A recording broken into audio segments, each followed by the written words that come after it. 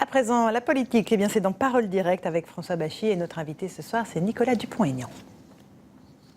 Comme euro, Nicolas Dupont-Aignan fait campagne contre ce qu'il appelle l'arnaque du siècle. Il veut organiser un référendum sur la sortie de l'euro. R comme relocalisation. Il pense qu'il est possible de recréer en France 1 million d'emplois en 5 ans grâce à des barrières douanières. S comme souverainiste, c'est sa marque de fabrique, lui qui conteste la légitimité de l'Union européenne. Symboliquement, il veut faire décrocher les drapeaux européens des bâtiments publics français. Alors bonsoir Monsieur Dupont-Aignan. Bonsoir Laurence Ferrari. Comme de nombreux candidats, avez-vous du mal à réunir vos parrainages? Vous n'avez pas eu vos signatures en 2007. Où en êtes-vous à l'heure actuelle? Ça avance bien, on a beaucoup travaillé.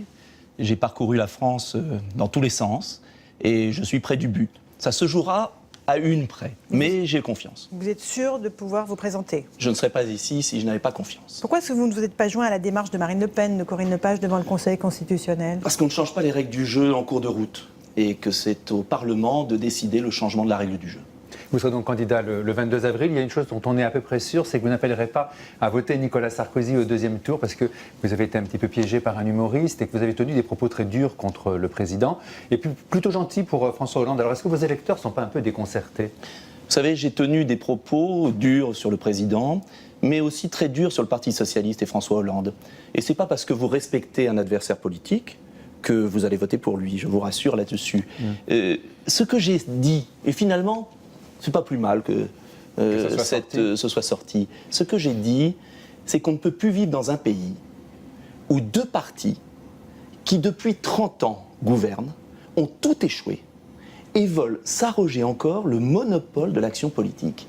Ce que j'ai dit, c'est que ces deux... C'était une catastrophe ambulante et que François Hollande, un mec plutôt bien au fond. Oui, j'ai parlé de la personnalité. J'ai voilà. pas parlé du programme. Tout à fait. François Hollande a voté tous les traités mondialistes, tous les traités qui expliquent les délocalisations, comme Nicolas Sarkozy.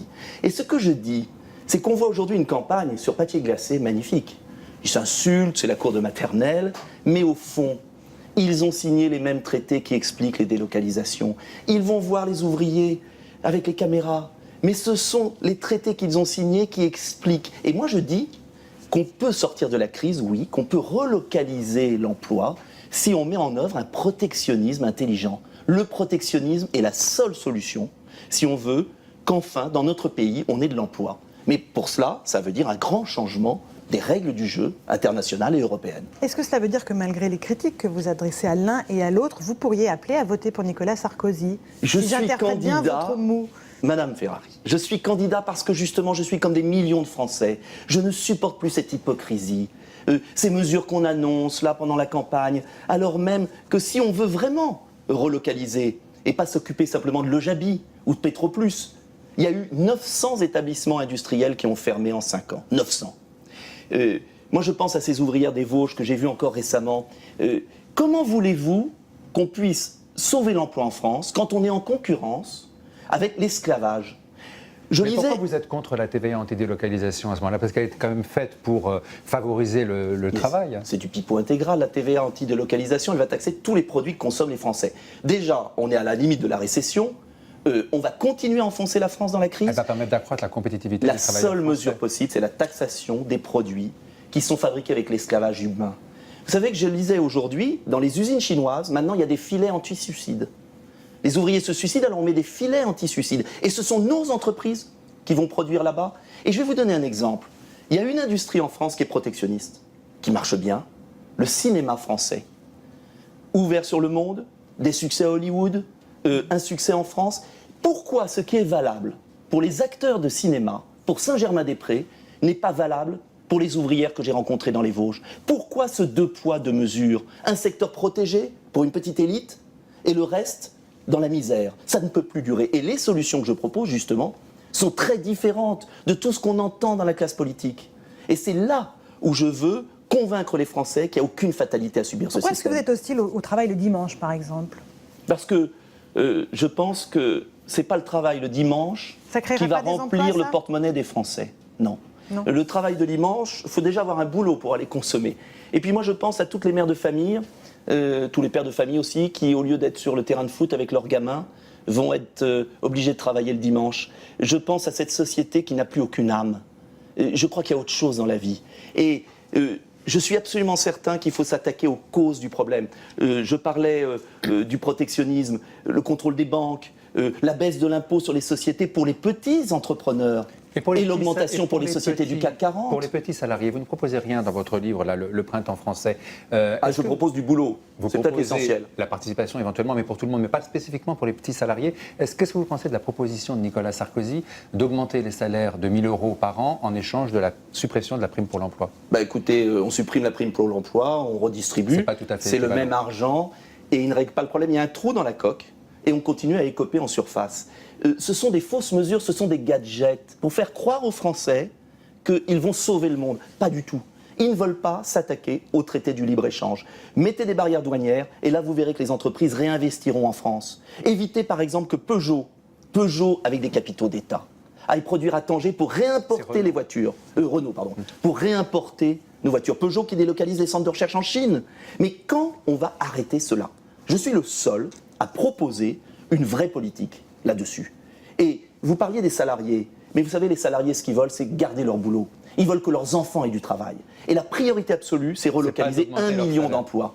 Avant de donner des avantages supplémentaires, offrons déjà du boulot aux Français. On va vous montrer une photo, Monsieur Dupont-Aignan, c'est la tradition dans Parole Directe.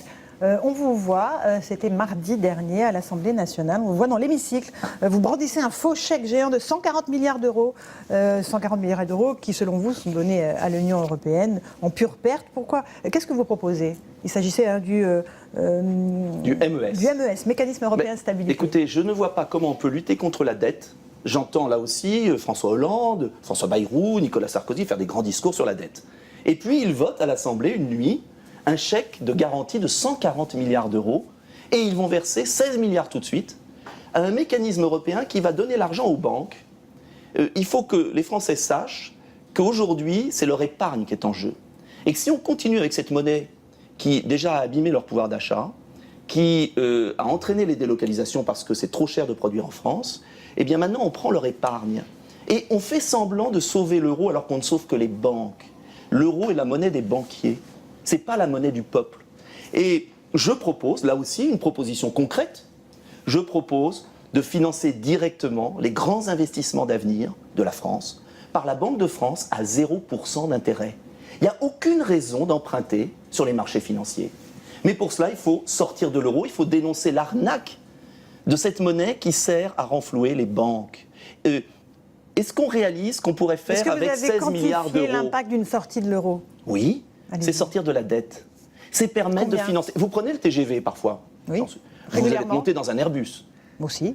Eh bien, vous savez que le TGV, Airbus, les centrales nucléaires ont été financés par le général de Gaulle parce que lui n'était pas prisonnier des marchés financiers.